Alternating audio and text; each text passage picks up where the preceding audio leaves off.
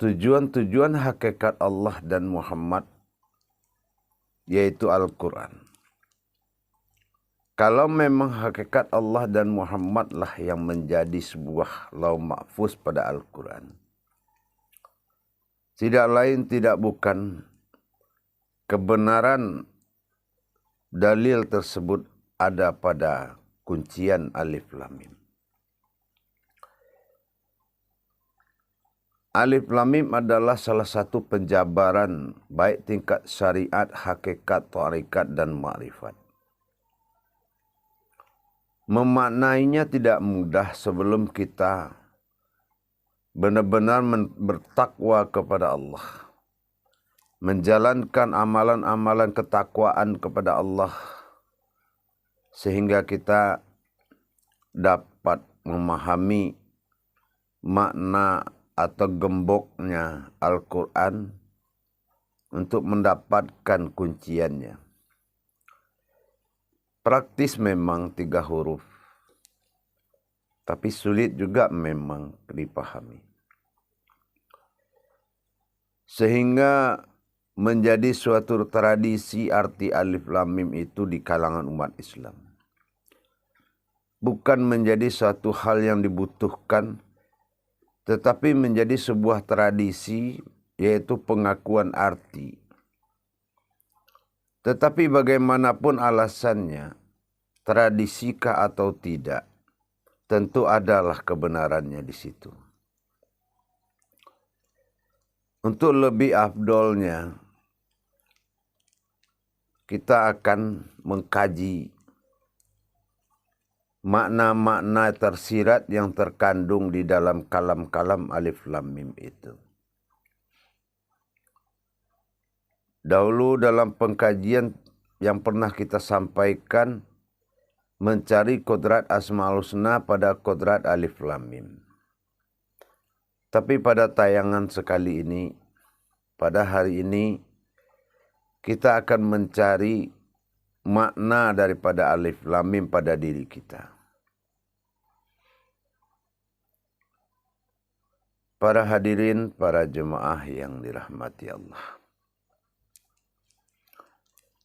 Kalaulah kita tahu bahwasanya seperti Alif Lam Mim, Yasin, itu satu kalam yang sangat tinggi makna dan kandungannya. Yang sangat tinggi makna dan kandungannya. Kalau kita benar-benar berpegang teguh kepada ilmu.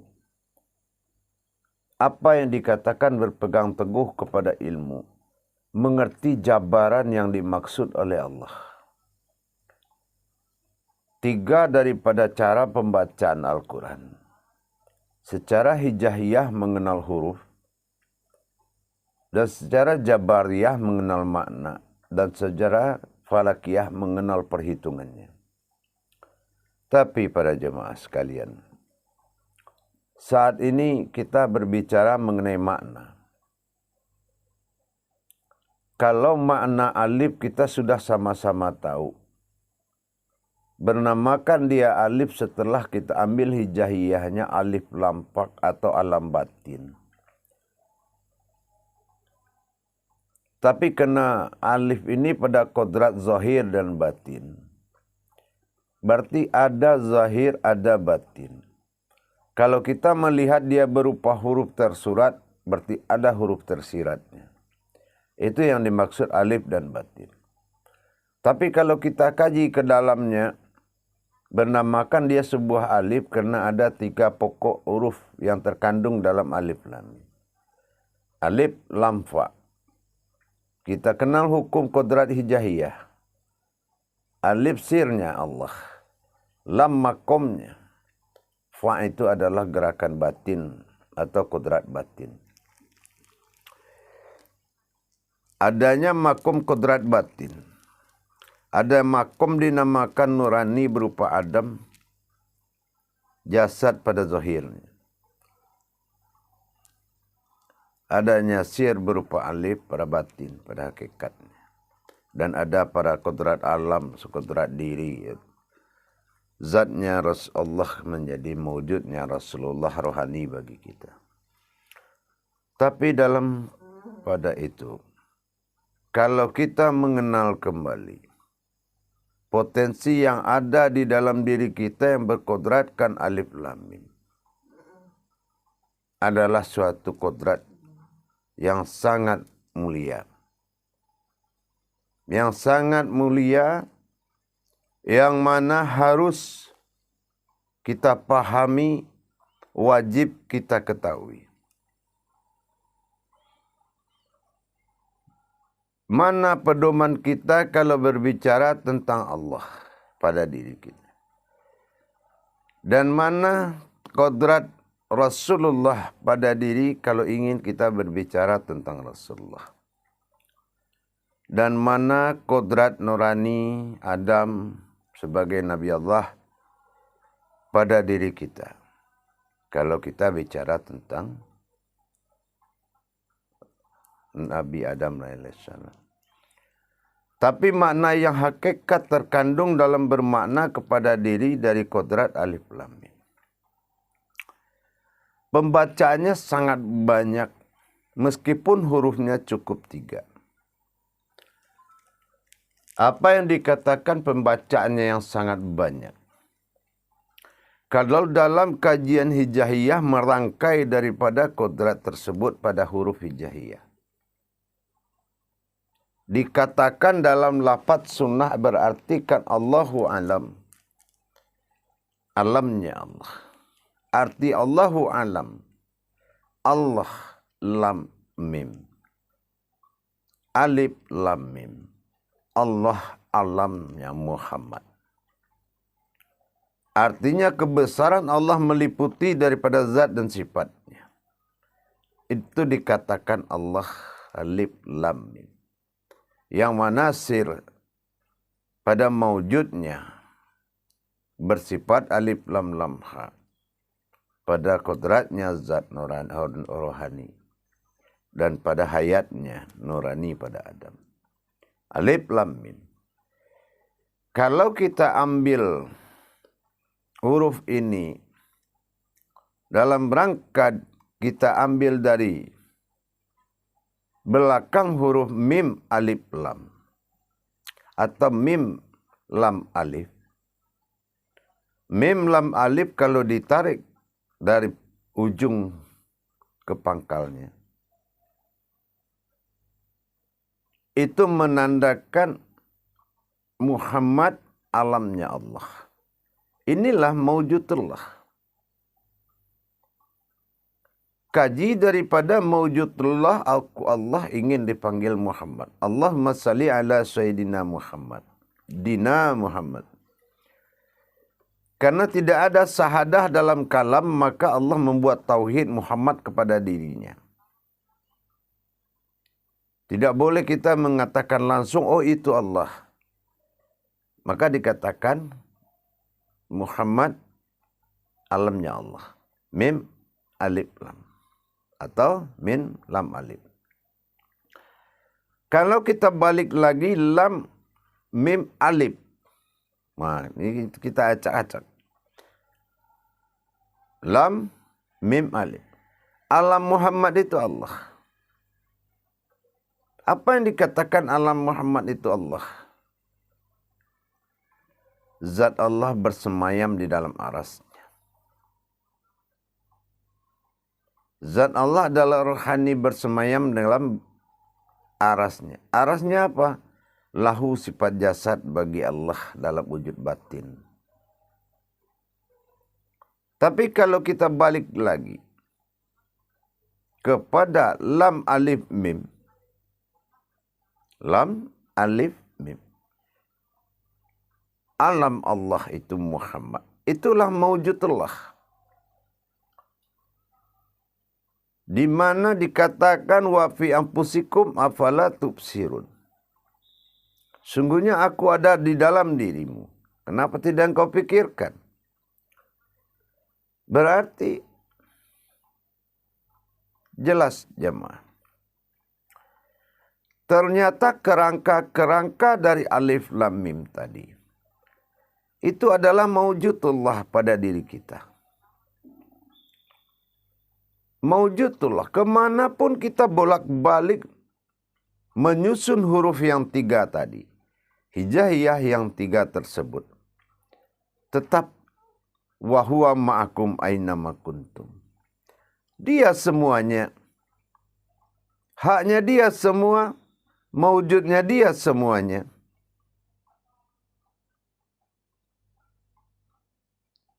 Jadi bagaimana dengan penyembahan kita kepada Allah tentang kodrat manusia dan kodrat umat dan kodrat Tuhan? Untuk mencari siapa yang disembah dan siapa yang menyembah, masih dijawab oleh alif lam mim. Semua pertanyaan-pertanyaan yang berhubungan dengan tauhid kepada Allah.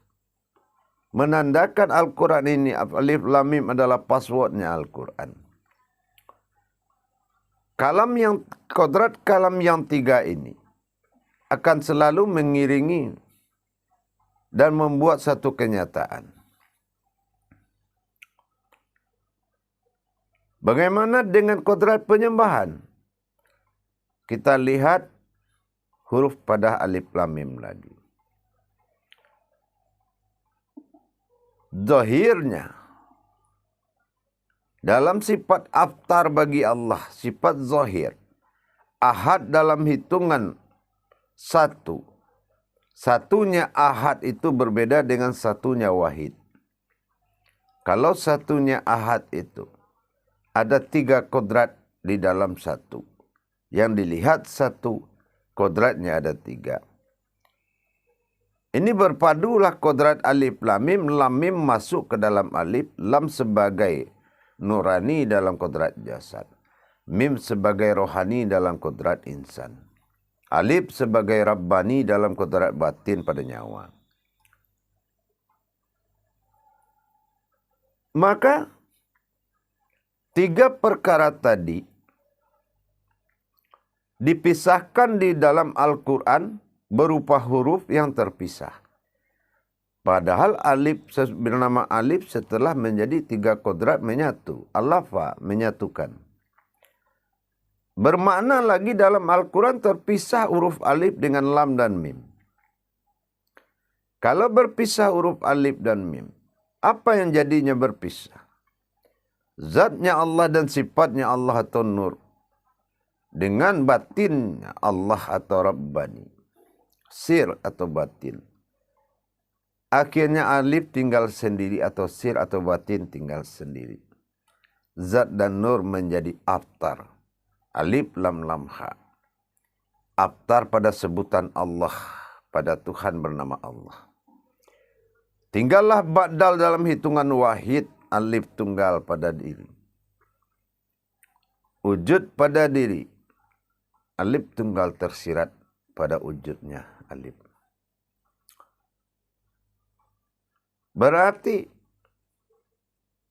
kalau dipisahkan tidak ada yang menyembah dan tidak ada yang disembah. Tapi dalam huruf alif lam mim, kodrat ini tidak menyatakan aku di sana menyembah engkau di sini yang kusembah. Tapi alif lam mim mengungkapkan kalimat itu dengan aku dizahirkan untuk menyembah. Inilah kalam daripada sifat aftar bernama ahad. Makanya huruf alif berdiri, lam dan menuju dan sujud pada mim. Kalau dalam kajian solat begitulah awalnya. Af'alullah itu hanyalah aku dalam bergerak dan akulah yang sujud kepada diriku sendiri. Artinya apa? Diri sifat bernama aftar, panggilan berasmakan Allah yang sujud kepada ilah Tuhan tunggal dalam masa ba'dal. Inilah tersirat. Yang tersirat disembah oleh lam mim yang tersurat. Inilah kodrat daripada sembah menyembah. Jadi sungguh luas sekali para jemaah. Penjabaran daripada makna hakikat terhadap alif lam mim tadi. Sungguh nikmat kalau kita mengkaji kebenaran Allah dalam ilmu tauhid. Meskipun tidak semua umat memahami atau memenuhi syarat-syarat untuk mendapatkan tauhid. Mungkin dari sisi niat yang belum pas, sehingga kita belum saatnya belajar. Tetapi adakah sesuatu saat yang baik itu baik akan ditunda? Tidak akan pernah baik sesuatu kebaikan apabila tertunda. Sehingga pada jemaah sekalian, kodrat alif lam mim tadi, kalau kita mengkaji tentang tauhid kepada Allah, seperti yang saya sampaikan tadi, akhirnya kodrat alif lam mim menjadi suatu pegangan. Kalau dia keluar dari kalam kaji yang dibolak-balik tadi, alif lam mim, mim alif lam alif mim, atau alif mim lam, Allah Muhammad itu adalah alam. Berarti adalah berdirilah sin la to. Manusia itu adalah alamnya ibadah. Manusia memiliki alam ibadah bernama kabir. Kalau kita balikkan kepada sifat solat daripada batin. InsyaAllah pada jemaah, kebenaran Allah itu semakin tinggi dan ketakhlukan kita semakin tinggi apabila kita sudah berbicara tentang ilmu kepada Allah. Cukup sudah lama kita mengalami sebuah pemahaman yang tidak ada ujung pangkal daripada kalamnya. Pedoman-pedoman seorang dan prinsip-prinsip seorang guru. Prinsip guru yang berbeda yang membuat kita kelelahan dalam menentukan sikap.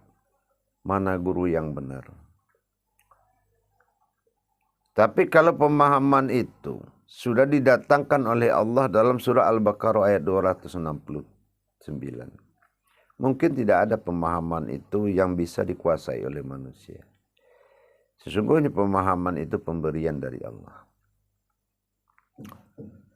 Apalagi memahami tentang sunnahku. Al-Quran dan sunnahku kata Allah. Inilah yang seperti kita kaji dalam kodrat passwordnya Al-Quran alif lam mim. Kalau passwordnya handphone kita tahu semua. Kenapa password Al-Quran tidak tahu? Apa guna password? Pembuka. Kita tidak akan tahu ribuan berita yang ada di dalam HP itu. Yang berita yang penting-penting, pesan yang penting-penting, apabila tidak bisa membuka password. Begitu juga Al-Quran. Kalau kita tidak mampu membongkar daripada passwordnya Al-Quran, kita juga tidak akan tahu. Kodrat-kodrat Al-Quran itu tidak tahu. Makna-makna ketuhanan. Mana-mana alam. Bermakna-makna kemanusiaan sebagai umat. Kenapa? Banyak pemuka-pemuka agama yang meninggalkan Al-Quran berpindah kepada kitab-kitab lain dalam membimbing umat. Saya rasa meskipun niat bagus, sebagus apapun niat kita, tapi kalau meninggalkan Al-Quran itu bukan bagus. Kesempurnaan Allah itu ada dalam Al-Quran. Cuma kita belum paham Al-Quran. Kita masih melihat Al-Quran itu Alkitab. Yang menyamakan dengan kemampuan Alkitab lain. Padahal Alkitab Al-Quran adalah wahyu. Dan terbukti dalam tulisannya yang tidak pernah ditemukan oleh manusia. Sampai detik ini. Dan Al-Quran adalah bahasa sandi dan kode etik atau bahasa batin antara manusia dengan Tuhannya. Kalam-kalam maknanya sangat banyak. Di mana ada hurufnya, di situ ada ilmunya. Dijadikan ayat untuk mencari kauliyah, dicarikan kauliyah untuk mencari munajat. Dijadikan munajat untuk mendapatkan makrifat kepada Allah. Bukan Al-Quran itu kurang pelayanan kesempurnaan untuk ditinggalkan. Cuma yang mencari itu yang tidak sempurna untuk mendapatkan ilmu. Kenapa? Kenapa Allah tutup? Karena kita sudah merasa sempurna dan menganggap Al-Quran itu tulisan yang hanya dibaca. Kalau dibaca kita berpahala. Mungkin kedudukan itu yang membuat Allah tidak membuka hati kita untuk menemui rahasia-rahasianya dalam Al-Quran itu. Tapi kalau kita berpedoman, memaknai lebih tinggi lagi, kalau hurufnya sudah muncul ada, berarti yang membuat huruf itu ada. Kalau nyata huruf dalam Al-Quran, maka nyatalah Allah dalam batin kita. Karena penampakan dari batin kauniyah itu adalah Al-Quran. Makanya dikatakan Lauh Mahfuz. Kenapa kita memperbanding-bandingkan? Kalau tulisan-tulisan Al-Quran itu adalah bacaan sebagai Alkitab, seperti bagaimana riwayat pada Alkitab lain. Padahal semua Alkitab mengaku dari Tuhan, tapi menulisnya manusia. Tulisan ejaan manusia. Dan huruf-hurufnya berabjad. Tapi kalau Al-Quran tidak. Itu rakitan manusia. Manusia dalam Islam adalah manusia yang kodratnya Islam. Bukan agamanya yang Islam. Kodratnya. Makanya nggak ada orang Islam yang lahir masuk Islam. Karena memang dari dahulunya memang dia sudah dari Islam. Apa Islamnya diri? Yaitu din. Dal alif nun. Dal itu bergerak, alif itu sirat, nun itu hayat. Yang bergerak keluar dari rahim ibu itu adalah kehidupan tersiratnya Allah. Hayatnya Allah bernama insan. Meskipun dia dilahirkan, tapi Allah sudah katakan, aku tidak beranak dan tidak diperanakan. Berarti kita tidak boleh melihat kodrat yang dilahirkan itu adalah kodrat penciptaan manusia. Tapi itu adalah kodrat yang dihijrahkan ke muka bumi. Pandangan kita harus luas. Makanya jangan berpedoman kepada kekuatan kitab. Tapi berpedomanlah kepada kodratnya kitab. Luas sekali kalau kita memaknainya. Makanya sangat teliti Allah berbahasa dan berkalam dalam Al-Quran. Mengingat keberadaan akal dan nafsu manusia yang ingin melebihi segalanya. Itulah alif lam mim para jemaah. Dibutuhkan kodrat-kodrat pengetahuan. Allah juga katakan Al-Quran itu milik orang yang berilmu.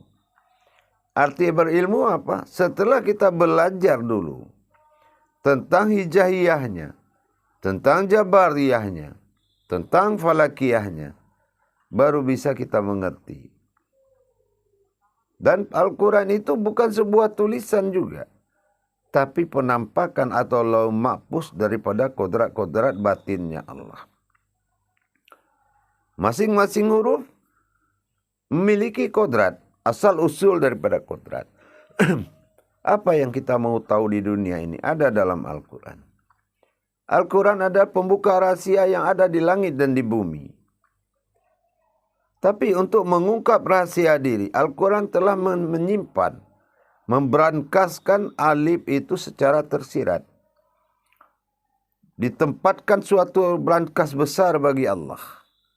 Dalam seumpamaan kata adalah makom.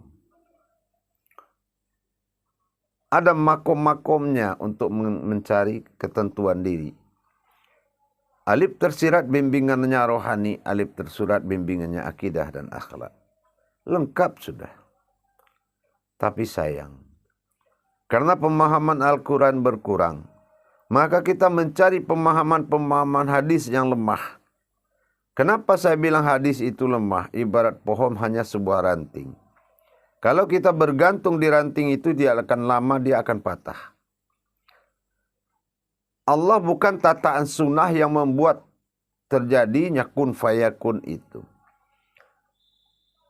tetapi adalah dalam masa kodrat fardu ainnya. Ada kosam-kosamnya Allah dalam Yasin. Tidak ada kalimat-kalimat yang bersifat sunnah dalam dalil-dalil Allah mulai dari Qudsi.